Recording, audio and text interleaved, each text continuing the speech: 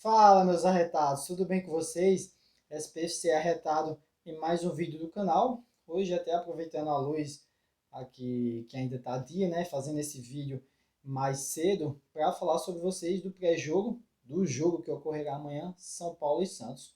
Esse jogo será às 19 horas no Morumbi, então você já vai anotando aí, 19 horas no Morumbi. Eu, particularmente, achava que era às 18h30, mas vai ser às 19. Se você está chegando no canal, a gente sempre fala horário, onde vai ser o jogo também, e a possibilidade de você assistir. Você que não vai conseguir ir no Morumbi, inclusive está chovendo aqui em São Paulo, provavelmente pode estar chovendo, esse jogo vai ser transmitido pela TNT, é um canal pago, e também pelo stream da HBO, que é o HBO Max, que também é pago, tá? Mas como conselho, eu digo a você para ficar aqui no YouTube. O YouTube, se você não sabe, está transmitindo algumas partidas do Paulistão, então já teve situações que ele falou que ia transmitir e não transmitiu. Então quem sabe essa daí que está previsto não transmitir, possa ser que essa transmissão seja feita, beleza? Agora falando sobre a expectativa do jogo, que a gente sempre fala, né? A minha expectativa é muito clara, né? Eu espero que o São Paulo se reabilite, eu espero que o São Paulo ganhe, mas acima de tudo eu espero mudança. Mudança tanto na escalação, como eu vou falar um pouco mais na frente, como na forma de jogar. É preciso analisar que não vai ser um jogo fácil. Né? O time do Santos ele foi vitorioso na última partida, foi uma vitória magra, tudo bem, mas é um time que tem uns jovens e a gente sabe que esses meninos da Vila, né, no histórico recente, sempre se destacam, principalmente comparado com os meninos de São Paulo. Só vai pegar aí Diego, Robinho, Neymar, Ganso, o próprio Gabigol, que sempre fez gol no São Paulo. Então, assim, tem que ficar esperto. Além disso, o Rogério falou que o Santos tem uma bola aérea perigosa. Eu, de fato, não assisti jogo do Santos, mas se você for olhar a zaga, tem Balmer, tem o Messias, que veio agora, se eu não me engano, tem o Maicon, que jogou no São Paulo. Então, assim, tem que ficar esperto. Vai ser um jogo duro. É interessante pegar, assim, recortes. O São Paulo, quando jogou contra a Portuguesa, alguns comentaristas e canais midiáticos aí começaram a se questionar, o melhor time do Paulista está desempenhando melhor futebol. Isso foi um recorde. E a gente sabe como é que está hoje. O Santos também, há pouco tempo, estava flertando com rebaixamento. O pessoal estava, né, até soltando brincadeiras, eu até comentei aqui no canal. Só que agora ele venceu, está com 9 pontos. E se vencer o São Paulo, passa o São Paulo na classificação geral e o São Paulo seria o pior grande do Paulistão. Então tem que ficar esperto, essa vitória é fundamental. Beleza? Dito isto, agora vamos mostrar um pouco da escalação. Né? Eu sempre coloco aqui, vou colocar aqui em cima a escalação, né, para você ter uma noção de como eu imagino esse time do São Paulo. Como eu falei, com mudanças. E a mudança parte primeiro do esquema. Eu que sempre sou adepto e acho que o São Paulo, ao longo da temporada, deve utilizar o 3-5-2 para aproveitar as melhores características dos seus jogadores, principalmente de lateral, né? Lateral esquerdo, o Ayrton, o Igor Vinícius também como um ponta, socorre. Então, seria essa a escalação, só que hoje não dá, porque a gente mal tem dois zagueiros. Então, eu estava mais ou menos na onda do Rogério, indo no 4-4-2. Porém, hoje eu vou mudar para o 4-3-3. E aí seria da seguinte forma. O goleiro Rafael continuaria como titular, mas assim, é, tem que fazer uma análise, porque assim, a gente já está no sétimo jogo, ele tá cometendo algumas falhas, inclusive eu fiz um vídeo curto, eu vou deixar esse vídeo aqui para vocês se quiserem ver, é bem curtinho, um short, falando que no primeiro gol do Red Bull Bragantino eu fiz uma analogia dos 7 erros, e um desses erros foi o goleiro Rafael espalmar para o meio da área, ele podia ter espalmado para o lado. Então, assim, é óbvio que a gente não tem outros goleiros, né? Porque o Jandrei e o Felipe Alves é complicado. Mas vamos analisar. O Rafael precisa ser mais consistente, vamos dizer assim.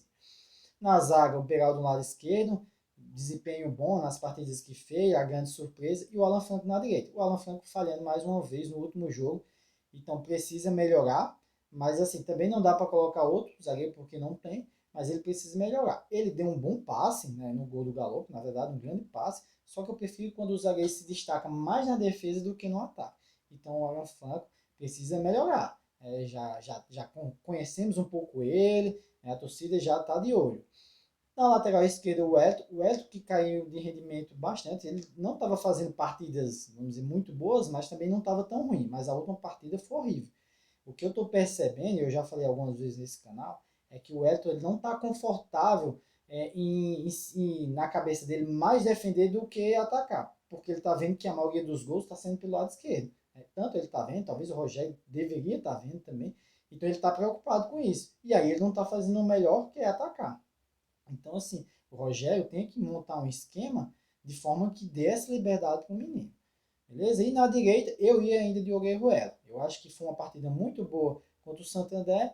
Contra o Ferroviário já não foi tão boa, mas assim, o time todo não foi bom. Não dá para culpar o Orejuela. E aí o Natan chega agora, a gente sabe também que o Rogério já tem dispensado o Natan, aí volta, então eu acho que ele vai de Orejuela. Eu iria também. No meio, aí no meio vem onde tem a maior mudança, pessoal. O Rogério e o São Paulo já jogou com Mendes e Pablo Maia, Mendes e Nestor, Pablo Maia e Nestor, não funcionou. Rogério, não funcionou. Você é um cara inteligente, né? Eu sei da sua capacidade, o torcedor de São Paulo sabe da sua capacidade, né? Obviamente a gente conhece como jogador, mas como treinador você tem capacidade de ver isso, então você muda. O Luan como primeiro volante, para mim é o que demonstrou de todos esses o que marca mais, o que chega junto, o que faz a falta.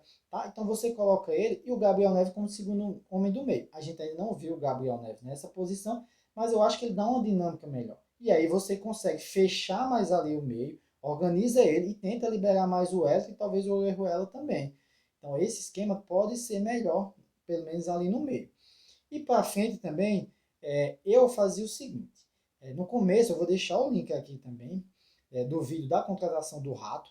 O Rato é o jogador mais regular de São Paulo. Não está fazendo partidas memoráveis, mas não se esconde do jogo. Né? Sempre arrisca jogadas diferentes. Inclusive, o São Paulo tem uma coisa que nas outras temporadas não estava tendo com o Elton Rato, que é a bola parada. A bola parada do Elton Rato é perigosa. Então, assim, como eu vou deixar o link da descrição, na descrição aqui da contratação dele, no Atlético Goianiense ele tinha possibilidade de andar o meio campo todo, utilizando essa característica de bater bem na bola, de se movimentar bem, de entrar dentro da área. Então eu deixava o Elton Rato com essa função e ia de três atacantes.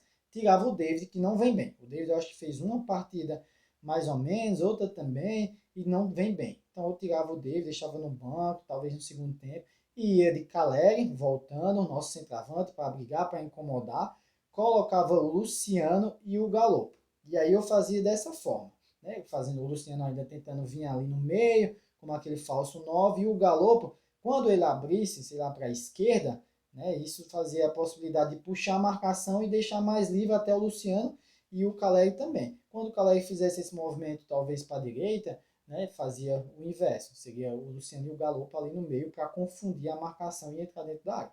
Então, essa seria a escalação do São Paulo.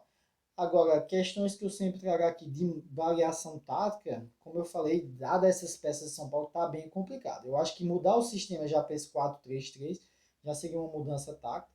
Agora, o que ele pode fazer é talvez o 4-4-2, mais com o Galopo. O Galopo, pessoal, não dá para o Galopo, né, não entrar titular nesse time. Primeiro, pela fase que ele vive, pelas condições técnicas dos outros jogadores, pelo que está entregando os outros jogadores. Não tem condição do Galo ficar fora. É óbvio que ele pode entrar e também não ser bem, mas tem que botar o Galo. Então, outra possibilidade seria botar ele no meio. Né? Mas a gente está vendo que ali no ataque, foi o outro jogo dele, ele está se movimentando bem, ele está abrindo espaço, né, justamente para ou para fazer o gol ou também para entrar algum desses outros atacantes que eu mencionei, né, o Luciano ou o Caleri. Então seria mais ou menos essa daí. E no segundo tempo é aquelas peças que ele sempre toca, que troca, né, o Rogério, que não está fazendo muito efeito, né, que é o Pedrinho.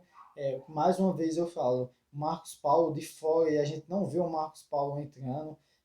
Não sei, talvez não esteja. Teve uma coisa que eu não gostei realmente do Marcos Paulo, que foi quando acabou o jogo do Red Bull Bragantino, apareceu logo uma foto do Marcos Paulo rindo, batendo com a mão, com os jogadores do Red Bull. Então, assim, imagina o seu ambiente, quando você não faz uma coisa boa, né? Você tem sua equipe. Você, obviamente, vai conversar com sua equipe e você vai lamentar. Não você vai ficar dando um riso. Enfim, infelizmente, a gente está falando aqui do Marcos Paulo, mas esse espírito, né, que perdeu e está tudo bem nos jogadores de São Paulo está sendo bem comum há muito tempo já. É uma questão até, vamos dizer assim, estrutural de São Paulo. Tudo bem? Então é isso que eu tenho para falar para vocês, né? Não esquecer, 19 horas amanhã, o jogo de São Paulo e Santos. Esperemos reabilitação de São Paulo, esperamos mudanças, mas acima de tudo, vitória. Beleza? Então, bom fim de tarde para vocês e vamos São Paulo amanhã.